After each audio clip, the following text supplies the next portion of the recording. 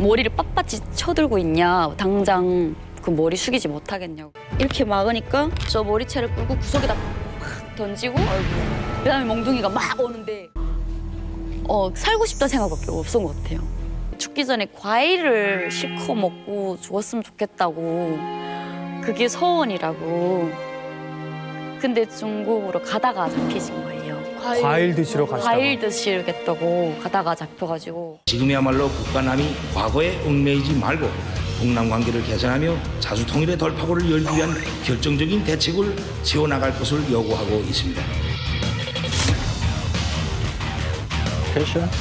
친애하는 동지들, 영영한 인민군 장병들과 사랑하는 온나라 전체 인민들, 그리운 동포 형제 여러분, 원대한 포부와 최후 승리에 대한 신심에 넘쳐 새해 2013년을 맞이합니다.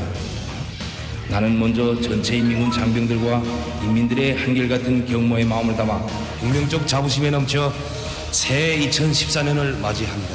희망찬 새해 2015년을 맞이합니다. 승리자의 긍지와 자부심에 넘쳐 새해 2016년을 맞이합니다.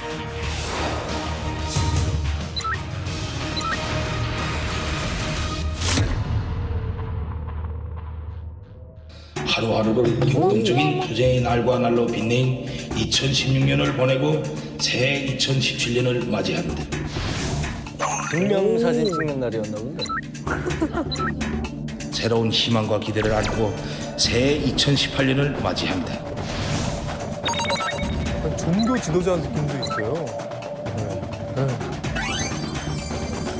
어휴, 패셔너블해졌네.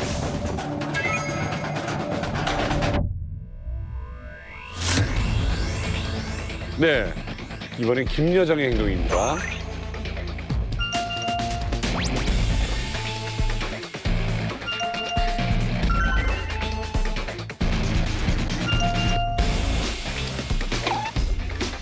위한 모든 것을 최우선 마련하여 보내준 숨은 그림 찾기야.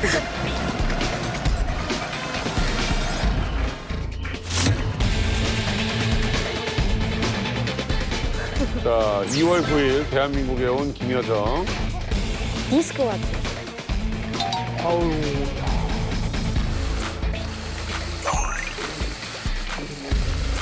어떻게 저렇게 떳떳하지?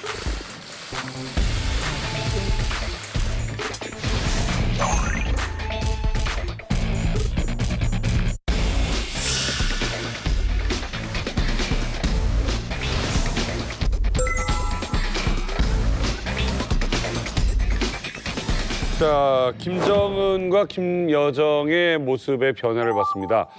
일단 뭐 목소리나 여러 기운, 분위기, 그리고 배지도 없고 여러 가지 변화가 있습니다. 우리 김정석 박사님께 좀 여쭙고 싶은데 지금 보기에도 우리들이 느끼는 것만큼 달라짐이 보이거든요. 혹시 박사님께서도 좀 그런 걸 느끼시나요? 그 성격적으로 이렇게 생각을 해보면 우선은 김정은이 지금까지 핵 개발에 몰두를 해왔기 때문에 굉장히 그 일에 스트레스를 많이 받은 것 같아요. 그러다가 핵 개발이 거의 완성이 돼서 이제는 조금 여유도 생기고 자신이 생긴 것이 아닌가. 그러면 이제 우리가 일반적으로 생각해 보면 고시 공부하는 사람이 고시 공부할 때야 시험 공부하느라고 아무것도 못하고 공부만 하는데 고시 붙고 나면 어떻게 됩니까? 놀잖아요. 여유도 생기고. 그러면 사람들이 보기에는 변했다고 생각을 하지만 사실은 그 변한 게 아니라 그 자기가 목표로 했던 것을 이루고 나서 자신도 생기고 여유가 생긴 거죠. 그래서 지금 김정은의 변화를 보면은 핵 개발을 거의 완성했고 그 할아버지로부터 물려받은 큰 숙제, 엄청난 스트레스를 받고 자기가 해결해야 될 문제를 해결했구나. 그래서 작년에 2017년에 그 신년사에 보면 자책을 한다는 이야기를 했었잖아요. 언제나 늘 마음뿐이었고 능력이 따라서지 못하는 안타까움과 자책 속에 지난 한 해를 보냈는데 올해는 더욱 분발하고 전심전력하여 인민을 위해 더 많은 일을 찾아 할 결심을 가다듬게 됩니다.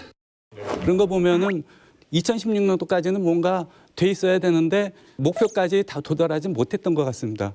그래서 굉장히 그 자기를 극심하게 채찍질하면서 몰아친 것 같아요. 그래서 2017년 한 해 동안 뭔가 나름대로 목표한 것을 이뤘기 때문에 2018년 첫 해 맞는 때는 굉장히 여유롭고 자신만만하고 그래서 다음 단계를 생각하고 있는 것이 아닌가 하는 그 생각이 들었습니다. 네. 그리고 김정은이 굉장히 감각적인 사람이거든요. 감각적인 사람들은 중요한 것과 중요하지 않은 것에 대해서 본능적으로 잘 파악을 해요. 그래서 남들이 생각할 때는 중요한 게 보이지만은 본인이 중요하게 생각하면 거기에 대해서 전혀 관심을 가지 않습니다. 그리고 김정은이 워낙 스케일이 큰 사람이기 때문에 어떤 소소하고 사소한 문제는 별로 신경을 쓰지 않는 것 같아요. 그러니까 우리가 보는 관점과 김정은의 관점이 다르기 때문에 우리가 보기에는 왔다 갔다 하는 것 같고 엄청 달라진 것 같지만 김정은이 어떤 일관적인 흐름에 있어서는 변화가 없는 것 같습니다. 그리고 기본적으로 김정은을 이해할 때는 우리가 두 가지를 생각해야 되는데 첫 번째로는 공격자 심리입니다. 이 공격자 심리라는 거는 항상 목표 지향적이고 그 목표를 향해서 전략적으로 접근을 하는 거죠. 그렇기 때문에 항상 긴장 상태에서 그 목표에 그 관심을 끊지 않는 거죠. 그러니까 방어하는 입장에서 그 공격자를 볼 때는 이해할 수 없는 행동을 하는 거죠. 네. 근데 공격자는 항상 일관되게 그 목표를 향해서 전략적으로 접근하는 거거든요. 그리고 두 번째로는 김정은의 성격적인 특성인데 김정은의 성격은 외향적 사고형입니다. 이 성격은 최상의 방어는 공격입니다. 그러니까 모든 것이 공격이에요. 그런데 그 공격인 사람들이 방어에는 약하죠. 그래서 김정은을 분석할 때에는 다 보여줘요.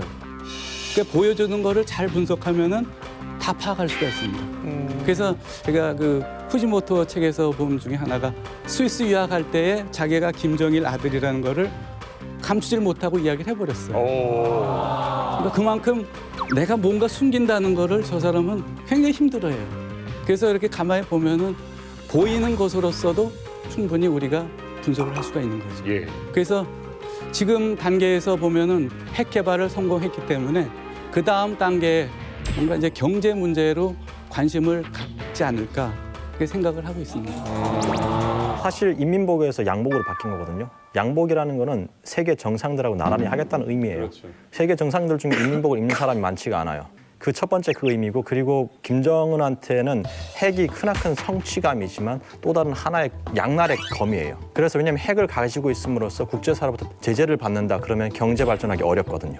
그렇기 때문에 앞으로 김정은 같은 경우는 이 핵 카드를 어떻게 쓸지 그걸 저희가 좀 유심히 아마 봐야 될 것 같습니다. 네. 저는 2018년 신년사에 그 양복을 입고 나온 것에 대해서 많은 신경을 썼어요. 왜 저 사람이 그 인민복을 입지 않고 양복을 입었겠는가? 김정일이 김일성한테 선물한 게 양복입니다. 인민복을 벗고 이제는 수령님 편하게 정말 이렇게 보내라고 이제는 수령님과 장군님께서 그렇게 염원하시던 유훈을 자기 김정은이 4대 의성끝 맞췄다 하는 걸 의상에서 보여줬습니다. 그리고 그 조상이장을 모시지 않은 건 이제는 할아버지, 아버지 된 것이 아니라 나의 조국, 나의 대를 이제 이어나가겠다는 걸 보여줬고 그리고 현재 북한에서 경제를 엄청 신경을 쓰는 게 중국산 그 과자나 그 어떤 식료품을 쓰는 게 이제는 먹지 않고 몽땅 평양에서 오는 국내산 간식류를 많이 사용한다는 겁니다. 좀 비싸서 그렇지. 그러니까 군사는 이제 이만큼 나갔으니까 경제에 힘을 쓰겠다는 겁니다. 비난 그 특파도 보이는데 왜 하나도 알아 못 맞히지? 뭐요? 뭐라고? 뭐요? 비난 그 특파도 보이잖아요. 뭐요?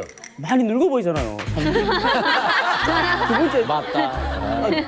제가 34살인데 제일 늙구만. 저 17년도보다 올해 엄청 늙었구만. 하긴 신기해요. 정민우 중대장은 처음 나왔을 때보다 지금이 더 어려 보여요. 그러니까. 아 그래요? 그럼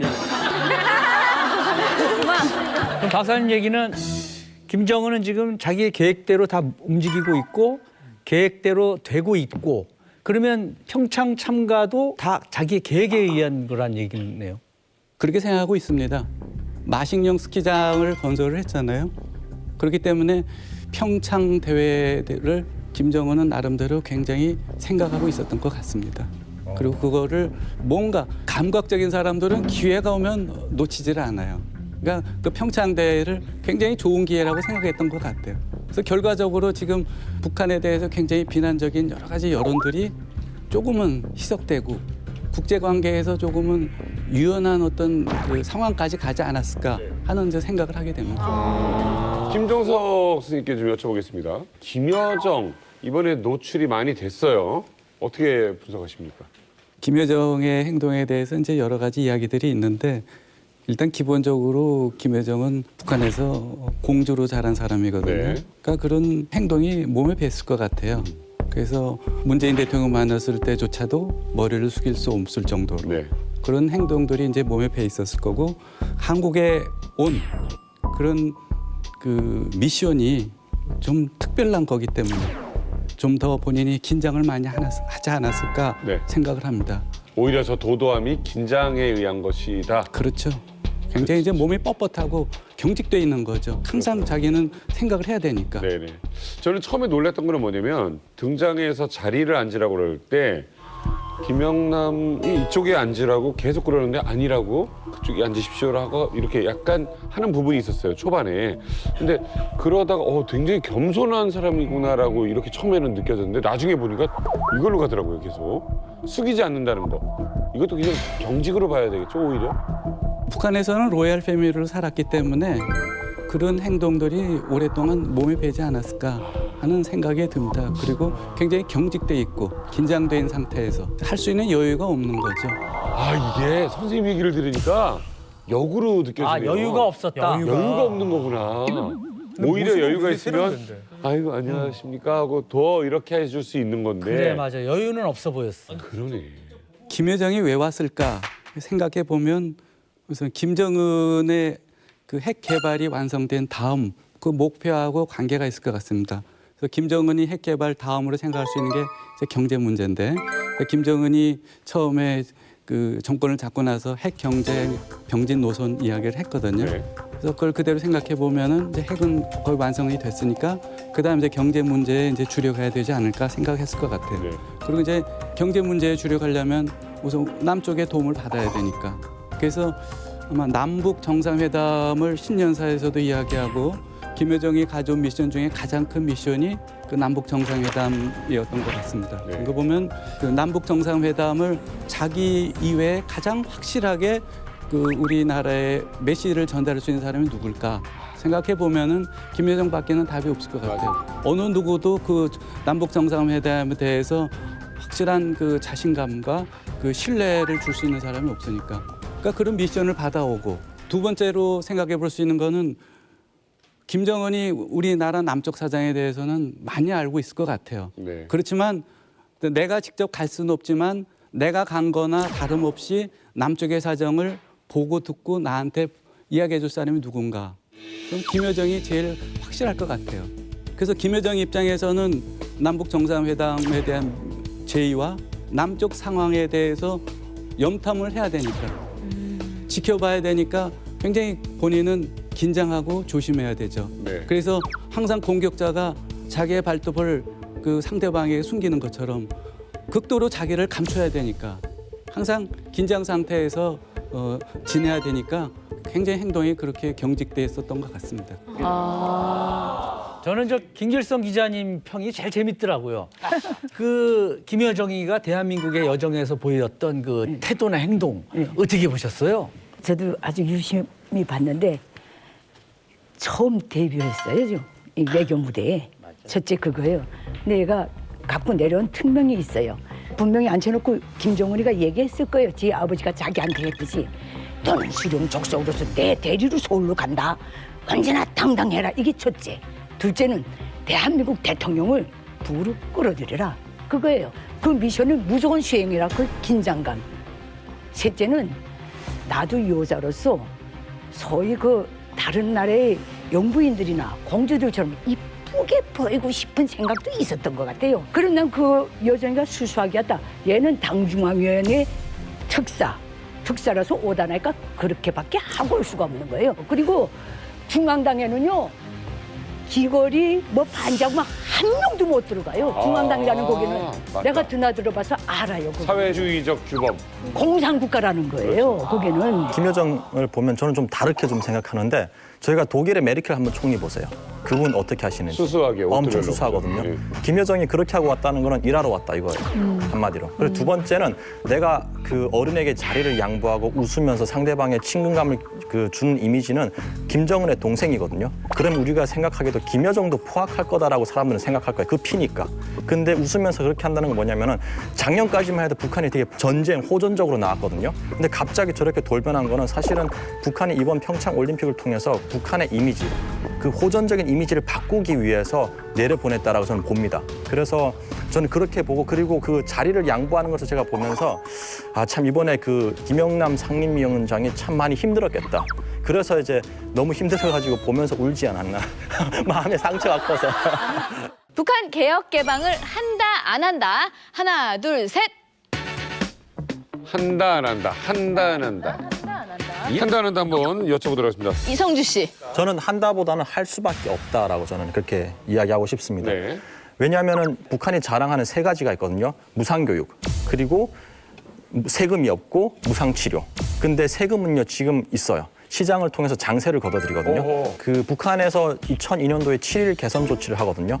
그걸 하고 2003년 그 전까지만 해도 그 시장이 불법화였어요. 그리고 2003년도에 시장을 합법화시켰어요. 그러면은 더 이상 그들이 말하는 공산주의가 아니죠. 그리고 무상교육. 저희 로비 없으면은 좋은 학교 못 가요. 그리고 무상치료. 저희가 병원에 가면 선생님은 주사만 놔줘요. 저희가 약을 시장에서 사와야 되거든요. 이렇게까지 지금 북한이 바뀌어 있어요. 그리고 또 한 가지를 추가하려면요, 그 북한에 다니는 자동차들, 특히 대사관 차들한테서는 고속도로 통행료를 지금 받고 있어요. 그리고 또 뭐가 있냐면 핸드폰으로 결제도 하고 있습니다. 평양에서는. 그런 흐름을 볼 때 북한이 개방으로 갈 수밖에 없다라고 저는 보는 거죠.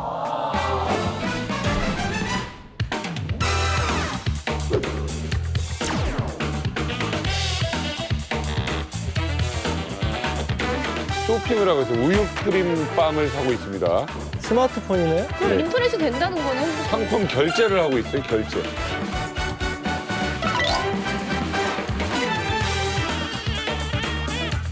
시민들이 가정이나 사무실의 컴퓨터 또는 선전화기를 통해서 필요한 상품들을 이렇게 검색하고 나래 카드로 지불해서 선발 방사까지 받을 수 있는 그런 체계입니다. 네.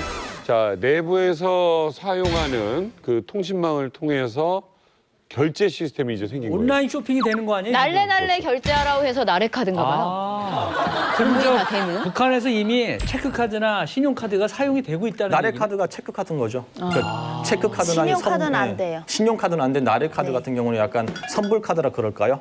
그러면 그런 은행에 방식이죠. 돈을 넣고도 뺄 수 있는 상황인 거예요? 원래 은행에서 돈 안 주는데? 아니 은행에 돈 넣으면 빼간다며. 그래서 네. 저금을 안 한다 그랬잖아요. 사실은 그때. 저희가 좀 오해가 있는 것이 네. 평양하고 평양 이외 지역을 볼 수가 있는데 평양 이외 지역 같은 경우는 뭐 시골이나 작은 도시에는 은행이 그렇게 뭐 기능을 그럼. 못 하는데 요즘은 평양이나 큰 도시들은 은행이 자기 기능을 지금 찾아가고 있다고 합니다. 네. 자, 이명선 대표님 한다. 그 쿠바까지도 지금 대개 개혁 개방을 시작했거든요. 그러니까 시장 경제를 받아들인 겁니다. 통치는 공산당이 하되 일당 통치를 하되 경제는 시장 경제를 받아들이는 거예요. 그러니까 북한도 지금 많은 제도 개선을 했어요. 제가 보건대는 북한이 개혁 개방을 안 한다는 것보다는 지금 이제 같이 핵이나 미사일 이런 국제적인 문제 때문에 미국과 국제사회로부터 봉쇄를 당하고 있다고 보는 게 더 정확할 것 같아요. 이것이. 한다 안 한다의 문제가 아니라 외부에서 안 해주는 거. 외부에서 못하게 하는 거죠. 그렇죠. 왜냐 하면 그렇게 제도적으로 문제도 있고 위험한 물건을 가지고 있는데 네. 이 사람들이 그걸 가지고 있는 상태에서 부강해지면 네. 중국이나 베트남처럼 이거는 미국이나 국제사회가 볼 때 대단히 불안하다. 특히 남한에 대게는 엄청난 위협이 될 수 있다. 이런 것 때문에 이제 봉쇄를 풀지 않으니까 이제 못하고 있지 않냐 이렇게 추측합니다. 그러면은 개혁 개방을 안 한다고 하시는 두 선생님은 왜 안 한다고 생각하시는 거예요? 지금 영상 사진에 보면은 핸드폰으로 우리가 딱 볼 때는 정보도 입수하고 검색도 하고 대금도 결제하고 이것은 천만의 말씀입니다. 이것은 어디까지나 보여주기 위해서 북한이 특정 계층 또 최근에는 돈 주라 그러죠. 네. 이만갑에도 많이 부자들, 소비하지. 재벌들. 이 돈주나 특별한 사람들만이 하는 거지 일반 주민들은 전혀 할 수가 없는 거고 그런 측면에서 네. 개혁 개방은 안 된다. 왜? 개혁 개방이라는 것은 곧 김정은 정권의 사망 선고고 그렇지. 체제 유지에 말 되네. 직결되는 겁니다. 그렇기 그러니까 때문에 아까 끝내야 조금 되는 아까 거지. 얘기했던 고속도로 통행료니 뭐니 하는 것들은 우리가 전문적으로 얘기할 때는 모기장론이라고 그래요. 여름에 더울 때 바람을 쐬야 될 거 아닙니까? 모기를 안 들어오게 하기 위해서. 그래서 그 모기장 속에 들어가 있으면 바람은 들어오잖아요.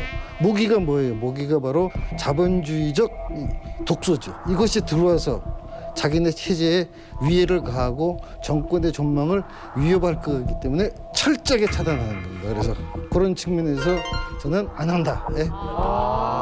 우리가 북한에 언제 다녀왔냐 그 문제예요. 예를 들어서 북한을 2010년 전에 다녔다 그러면 10년 후에 엄청나게 북한이 또 바뀌었어요. 그러니까 시간차를 저희가 두고 좀 북한을 볼 필요가 있다. 그리고 어느 만큼 북한 내부 정보를 업데이트를 해가느냐 이 문제인 것 같아요.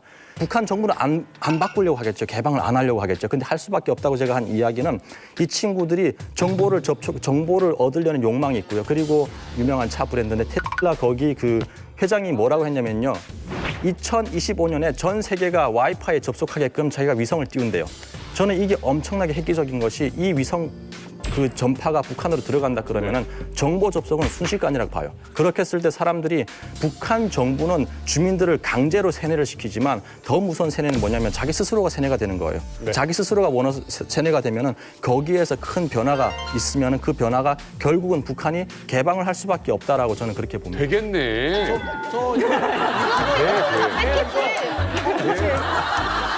안 된다고 하시. 김길선 선생님, 족속 때문에 안 되나요? 북한 정권이 왜 개혁 개방을 못하는가? 자기네가 개혁 개방한다는 순간 권좌를 내려놔야 돼요. 이게 첫째예요. 인민을 위한 기도가 아니에요. 수룡족속을 위한 정권이에요. 그 내에는 인민도 없어요. 수룡족속이라는 거기에는 우리는 다 노예예요. 우리가 왜 혁명전사로 불리고 총포탄으로 불렸어요? 개혁개방하는 순간 아까 그 죄 때문에라도 좀 내려와야 돼요. 첫째고. 둘째 제도적입니다. 북한은 전인민족 소유하고 협동적 소유가 딱 존재하는 나라예요. 개혁개방은 소유에 관한 그걸 해체해야 돼요. 그렇죠. 북한 주민 뚜락뚜락 한 대 가지고 있는 집 있어요? 당나귀도 없어요. 다 국가에 등록하고 있지. 소유관계가 딱 있는 거예요. 제도적으로. 이 소유관계를 해체를 못해요. 그걸 하는 상 거기에 맞춰서 딱 지어진 북한 수령 절대 독재 체제 시스템이 없어지게. 안 되겠다. 결론은 셋째가 또 있어요. 아니, 핵 때문에 못해요. 핵 때문에. 포기해야죠. 저 핵 때문에 북한이 저렇게 갔어요. 그렇죠. 300만 굶겨지고 북한 주민들이 빌어먹을 자격마저도 뼈아삭한 게 저 핵 때문에 그렇게 된 거예요. 그렇죠. 만약에 혹시 개혁 개방을 해서 이런 외부 정보가 북한 주민들에게 들어가면 어떻게 될까요? 예, 북한의 그 개혁 개방의 의미는 김정은 정권의 몰락입니다. 선전선동으로 북한이 지금 유지되고 있는 거거든요. 근데 선전이 강한 나라는 선전이 약할 수밖에 없어요. 그래서 그 외부 정보가 들어가잖아요. 그러면 북한 당국으로부터 정말 그 억압받고 그러면서 북한으로부터 받아왔던 세뇌 교육에 의해서 아 이게 뭔가 이상한데 하지만 그냥 참고 있는 거예요. 통제를 모르고 당했던 거예요. 근데 외부 정보를 통해서 야 우리가 세상에 이런 인권이 없는 나라가 우리밖에 없다는 걸 알 때는 항의를 하는 사람들이 늘어날 수밖에 없다는 거예요. 자, 북한을 100번이나 다녀오셨던 통일부에 근무하셨던 우리 강석순 선생님, 어떻습니까? 이제 끝으로 좀 이 북한 이렇게 흘러가지 않을까 좀 예측을 좀 해주신다면. 독일 통일 6개월 전에 전덕연구소 소장을 저희가 초청을 했습니다. 그 사람은 평생 동안 통일 문제만 연구를 한 사람인데 그 사람한테 제가 물어봤어요. 소장님, 당신네 나라 언제 통일될 것 같습니까? 하는 얘기가 그거예요. 통일 문제만 평생을 했는데 전문가인데 내가 예측을 못하겠습니다. 언젠간 되겠죠. 그리고 갔는데 가고 나서 6개월 만에 통일이 됐어요. 그것도 오보에 의한 스타트가 돼서. 그래서 우리가 통일 길이 30년, 50년 하면은 아주 먼 데 있는 것 같지만 우리가 노력하고 국민의 힘을 합쳐서 북한을 민주화시키고 인권 개선하는데 힘을 합친다면 그 시기가 예상대로 빨리 올 수도 있다. 이렇게 이 말씀을 드리고 싶습니다. 안녕하세요. 저는 이소리입니다. 저는 북한에서부터 어려운 생활 형편에 학교도 못 나가고 농사만 짓고 살다가 결국 가난을 이기지 못하고 중국으로 탈북했는데요. 이후 북송이라는 끔찍한 경험까지 해야 했습니다. 지금은 멋진 배우를 꿈꾸는 학생으로 살아가고 있는 저희 이야기 오늘 이만갑에서 모두 공개할 테니 기대해 주세요. 되게 너무 미소도 예쁘고 되게 밝고 맑아 보여서 고생은 안 하고 사신 느낌인데. 원래는 그렇게 힘들지는 않았어요. 아버지가 농장에서 한 농장을 책임지고 일하시는 반장이었거든요. 이쯤만 농사 지어서 그 나달이 나오는데 그때 그 나달은 먹어도 된다고 해가지고 아버지가 처음 반장을 하면서 먹어도 되나 보다 하고 우리가 챙겼어요. 네. 근데 함께 일하던 동료가 그 당간부들에게 그거를 말한 거예요. 고발을 한 거네요. 네. 그렇게 되어서 아버지가 1년 동안 단련대 생활을 하게 되었어요. 그 쌀 나달 얘기하는 거죠? 네. 그거 이제 집에서 가져가시다가 걸렸다고. 뒤에 저기 중대장은 염소 수십 마리 훔쳤던 사람, 염소 수십 마리 훔쳤던 사람이 있어요. 네, 여기서는 뭐 북한 얘기니까 예, 마음 좀 편하게 놓고 하세요. 네. 지금 약간 긴장을 하신 것 같은데. 많이 예, 긴장했어요. 어제 참 잘 못 주무셨죠? 여기 네. 나온다니까. 네. 예. 근데 아버님이 단련대 나오시고 나서는 어떻게 좀 생활이 좀 나아지셨어요? 또 그렇지도 않았어요. 그 아버지가 나오시고 평범한 농장원이 이제 됐잖아요. 근데 갑자기 어머니가 그 뇌출혈로 돌아가셨거든요. 아이고. 네. 아버지가 그때 살리려고 그 나무 한 차면 엄청 많아요.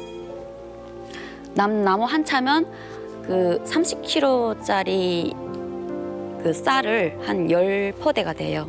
그만한 돈을 써서 어머니에게 투자를 했었는데 일주일을 약기운으로 정신은 없으시고 숨만 붙어 있는데 사시다가 일주일 더 사시다가 돌아가셨어요. 아이고 서리 씨 좀 별 많은 일들을 많이 겪었네요. 예. 아버지는 또 집안을 먹여 살려야 되니까 도시로 이사를 가서 살자. 근데 돈이 있어야 된다. 그래서 도시로 돈 벌어 가시고 그때 동생하고 2명이 있었는데 동생이 5살이었고 제가 15살이었어요. 근데 어머니 돌아가신 게 그때는 실감이 안 났어요. 그래서 밥을 하면은 그 어머니 밥을 따로 담아서 가마목에 따뜻하게 해놓고 기다렸어요. 잘 때 되면 어머니 이부자리도 다 펴놓고 그리고 12시까지, 밤 12시까지 기다리다가 진짜 안 오는 거예요. 그래서 그때부터 어머니가 좋아한 노래를 하면서 동생이랑 둘이서 울면서 지냈던 것 같아요, 매일.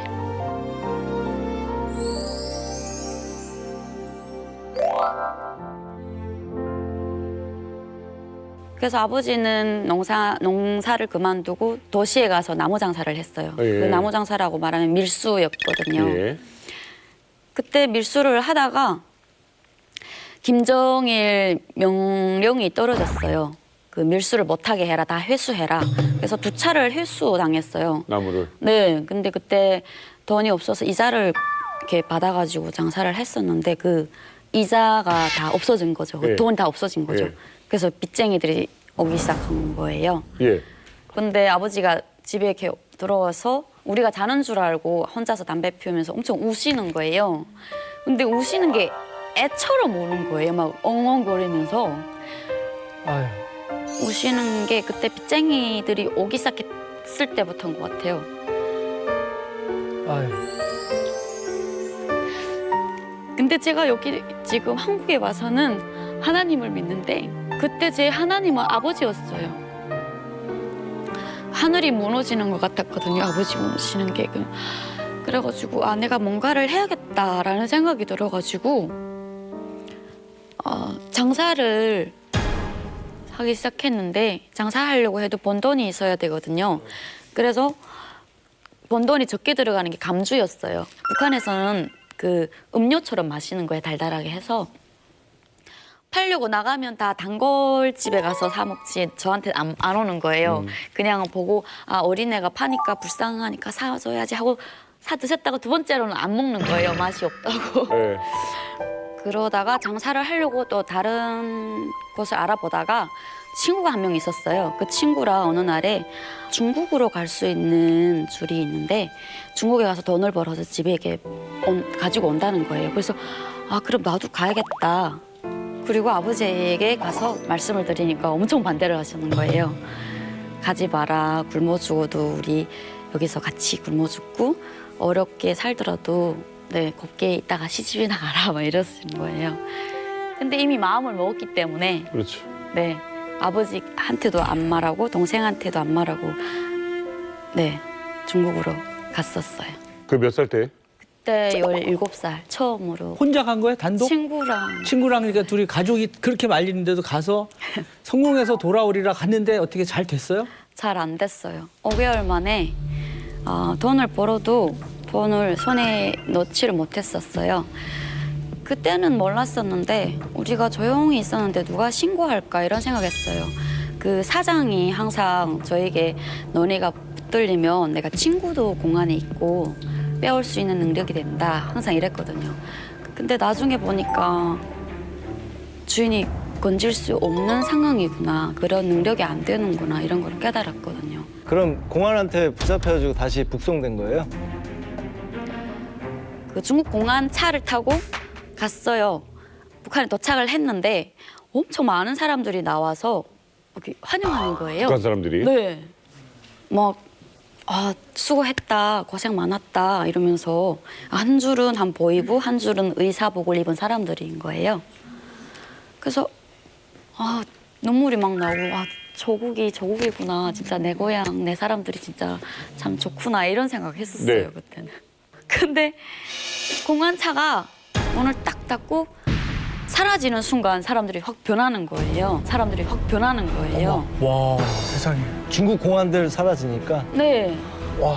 그 사람들이 가니까 야 이간나야 너 나라 망신 다 시키고 어디 막 이렇게 막 다니다가 와가지고 머리를 빳빳이 쳐들고 있냐. 당장 그 머리 숙이지 못하겠냐고 그러는 거예요. 그래서 그냥 머리 숙였죠. 그때는 머리 숙이고 그리고 막 머리채를 끌어다가 차에 태워서 그다음에 이제 어디를 가는 거예요. 그때는 몰랐어요. 머리도 못 뜨니까 이게 계속 이렇게 하고 있는데 어디 이렇게 도착했어요. 그리고 차에 내리니까 엄청 막 이런 소리가 나는 거예요. 비명 소리. 네, 그래서 여기가 어디야 이러고 봤는데 뭐 고문하는 그런 소리인 거예요. 그때 그 심정은 살고 싶다는 생각밖에 없었던 것 같아요. 네. 처음에 들어갔을 때는 돈이 있나 보려고 신발 깔창을 다 뜯기도 하고 바지 막 고무줄 여기를 가위로 다 잘라서 보기도 하고. 아이고. 네, 그런 거를. 그다음에 이거 신문이 시작됐어요. 신문이 시작되는데 저는 말을 적게 해야지 이러고 말을 잘 안 했어요. 그랬더니 그 보이부 남자 3명이 엄청 덩치가 큰 사람이 요만한 몽둥이를 들고 3명이 들어오는 거예요. 근데 제가 말을 너무 안 하니까 이건 너 오늘 죽어야겠다, 이건 나 왜 이러고 들어온 거예요, 그때. 그다음에 저는 머리만 이렇게 막았어요. 예. 이렇게 막으니까 저 머리채를 끌고 구석에다 팍 던지고 그다음에 몽둥이가 막 오는데 그다음에 제가 까무러쳤단 말이에요. 막 엄청 정신이 없었거든요. 기절을 할 정도로 기절을 때려요? 했어요. 그다음에 한참 있었나 봐요. 낮이었는데 눈 뜨고 일어나니까 밤인 거예요. 네. 감옥 안에다가 넣어놓은 거예요. 근데 한 50대쯤 드신 어머니가 무릎에다 저를 이렇게 눕혀놓고 웃으면서 말하는 거예요. 다 말해라. 어제도 너 같은 아이가 맞아 죽어 나갔다. 그러는 거예요. 아이고. 말할 것도 없는데 뭐를 이렇게 말하라고 내가 무슨 큰 죄를 지었다 이런 생각이 들고 근데 이렇게 머리 이렇게 만지니까 감자 같은 거예요. 이렇게 너무 많이 맞아가지고 그래서 내 살 같지도 않고 막 그런 거예요. 아유. 그래서 그다음에 귀가 하나 안 들리는 거예요. 왼쪽 귀가 맞아가지고. 이렇게 말을 하는데 여기서 계속 소리만 이렇게 나고 네. 그랬었거든요. 네. 그리고 그다음부터는 이렇게 잘못 보였으니까 매일 불려 나가서 신문을 똑같은 질문을 계속 하고 토 하나라도 틀리면 시간대가 조금이라도 틀리면 그냥 매인 거예요. 한국으로 탈북하려고 하다 잡힌 게 아니고 그냥 중국에 돈 벌려고 갔다가 잡힌 건데도 그렇게 간. 그러니까 저희가 한 명이 아니고 이렇게 한 3명이 같이 일했었거든요. 그래 3명이 한 번에 잡혔으니까 탈북이 아니냐. 네. 사실 그 어린 여자애들이 뭘 간첩질을 한다고 그걸 가지고 세상에 그렇게까지 패했나 지금 생각하면 기가 막히네요. 거기에서 먼저 원성으로 갔었는데 원성에 있다가 우리 고향에서 보이부가 담당 보이부가 와야 돼요. 그때까지 기다려야 되거든요. 근데 보이부가 오려면 보이부에게 저희 집안에서 그 오는 비용을 다 대야 되거든요. 왜? 오는 비용을 다 대야 되거든요. 왜?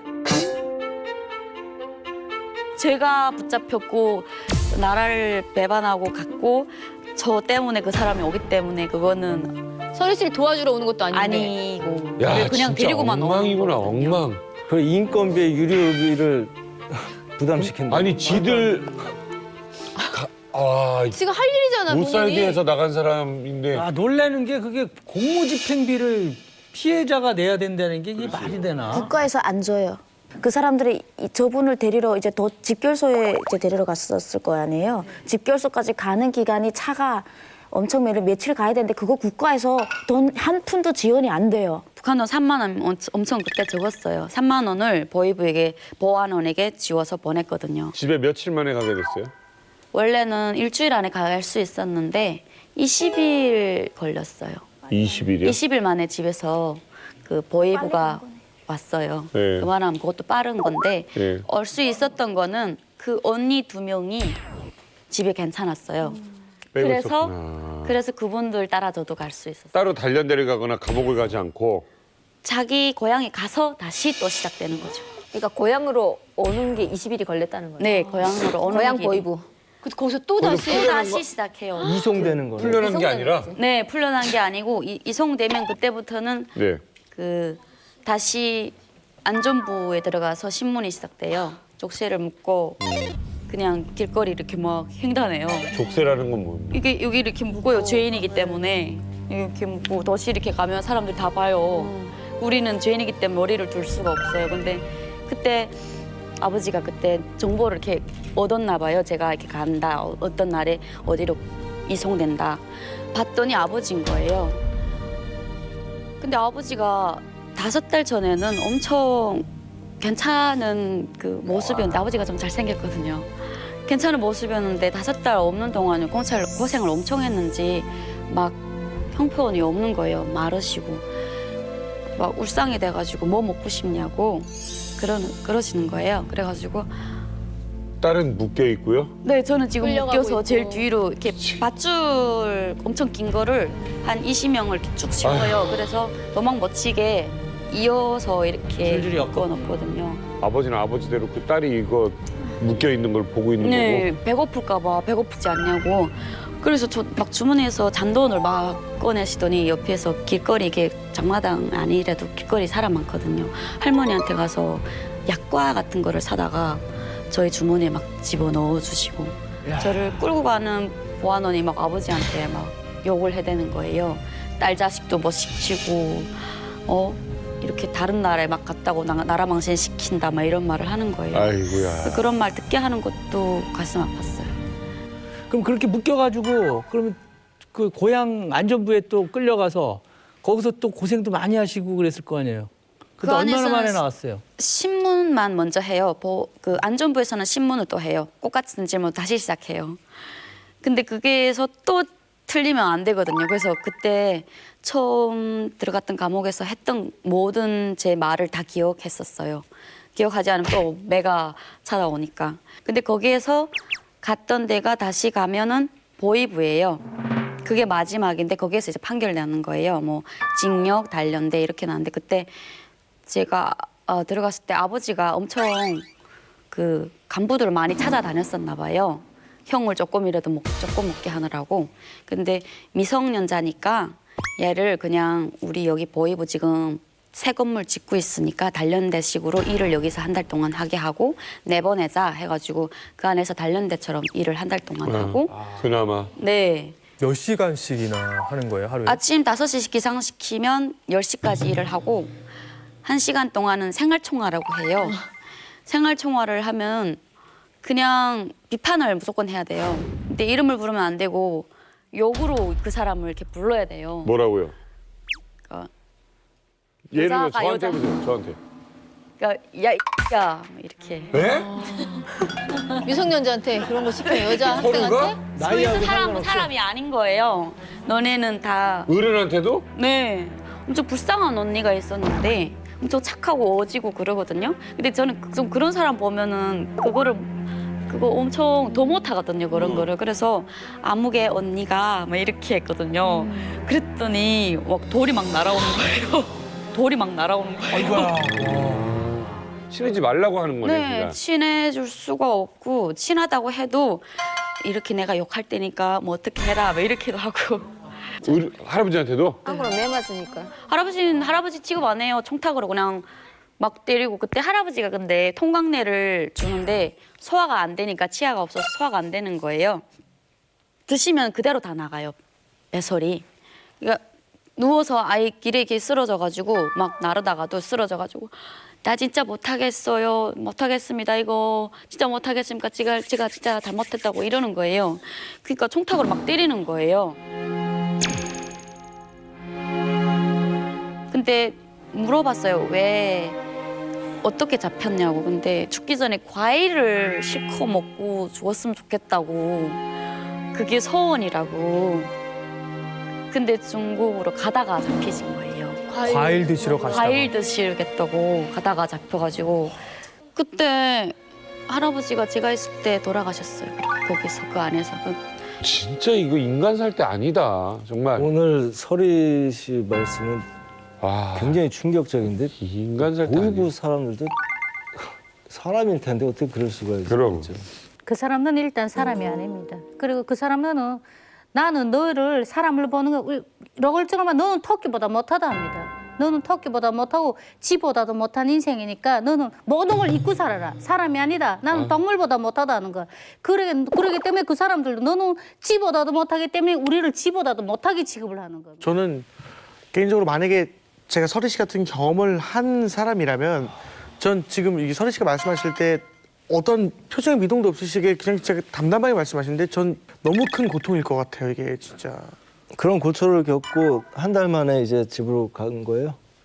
네, 그렇게 한 달 동안 일을 하고 집으로 갔는데 다 남자 손이라 보니까 여자 손이 없으니까 집이 형편이 없는 거예요. 동생은 시키지도 못해가지고 막 꽃집이처럼 막 하고 있고 그냥 가자마자 설거지를 하고 집 대청소를 하고 그냥 집에서 한 5개월 동안 있었던 것 같아요. 있다가 다시 중국으로 가서 아버지를 도와야겠다. 또 가려고? 네. 처음에는 안 가려고 했어요. 근데 집이 괜찮지도 않고 오히려 더 힘들고 그리고 내가 할 수 있는 게 아무것도 없는 거예요. 그리고 보이부 사람이 맨날 미행을 해요. 계속. 그래가지고 어디로 가도 계속 눈치를 봐야 되고 그러더라고요. 그래서 이번에 가면 진짜 집을 도와야겠다. 그 몰래 간 거예요? 네, 또 몰래 나와서 그때는 농촌에 가서 그때 두 번째 나왔을 때 농촌에 가서 일을 하게 되었어요. 그래서 1년 하고 아버지에게 돈을 보내기 시작했어요. 네, 그때부터 아버지에게 돈을 좀 보내서 집 생활이 조금 나아졌어요. 그러다가 계속 도망쳐서 살아야 되거든요. 신분증도 없고. 그렇게 사는 게 너무 힘든 거예요. 또 잡혀 나갈까 봐 맨날 조마조마하고. 그래서 한국으로 가는 길을 찾아와가지고 네, 한국으로 다시 됐어요. 아우, 얼마나 지금 말 못할 이야기가 많고 사연이 속으로 얼마나 많을 거예요. 지금 나이가 어떻게 돼요? 지금 28살이에요. 28? 너무 어려워. 진짜 많은 얘기가. 한국은 몇 년도에 왔어요? 2014년도에. 얼마 안 됐네요. 네. 제가 이제 설이랑 제가 이제 반디 봉사단이라는 데서 같이 봉사활동을 했었어요.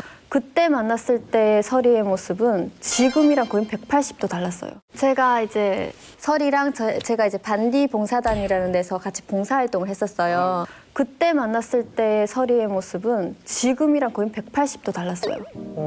그러니까 제가 그때 쟤를 집으로 데려다 주면서 이제 같이 얘기를 했었거든요. 근데 애가 되게 막 상처 엄청 많고 그냥 완전 딱 벽을 쳐놔가지고 아무 말도 안 들어가고 다 그냥 부정적인 것만 가득 차 있는 거예요. 그래서 아니다, 여기서 대학교도 다니고 뭐도 하고 하면 꿈도 찾고 하면 정말 행복하게 살 수 있다라고 얘기하고 막 이랬는데 얘가 다 그냥 던지더라고요. 대학도 잘 안 하고. 그냥 아주- 몰랐어요. 나중에 저 여명학교 졸업생이거든요. 이렇게 다. 근데 대한학교. 네, 대한학교가 있어요. 거기서 만났는데 너 밝아졌다 그러는 거야. 전에는 이런 말 하는 거예요. 전에는 이랬었는데. 그래서 나 그때도 밝은 거를 알았는데 이렇게. 얼마 전에 이제 동문회에서 갔는데 애가 갑자기 막 그 앞에 나가서 얘기하고 되게 웃는 자기가 상이고. 동문회 그러니까. 회장을 하겠다는 거예요. 이런 애가 아니었거든요. 깜짝 그래요? 놀랐어요, 진짜. 아니 근데 어떻게 연기자가 배우가 꿈이잖아요. 어떻게 해서 배우를 꿈꾸게 됐어요? 그거는 북한에서부터의 꿈은 아닐 거 아니에요? 저는 중국어 공부를 하려고 했는데 선생님들이 연기를 다 추천하시는 거예요. 그래서 고민을 많이 했어요. 연기를 진짜 해야 되나. 재밌긴 하지만 여기 사람들도 엄청 어렵다고 들었는데. 근데 지금까지 저는 가족을 위해서 살았잖아요.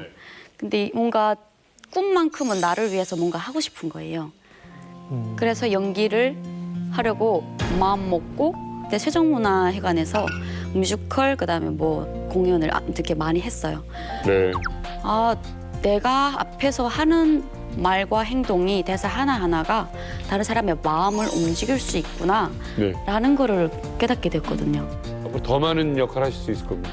예, 네. 열렬히 환영합니다.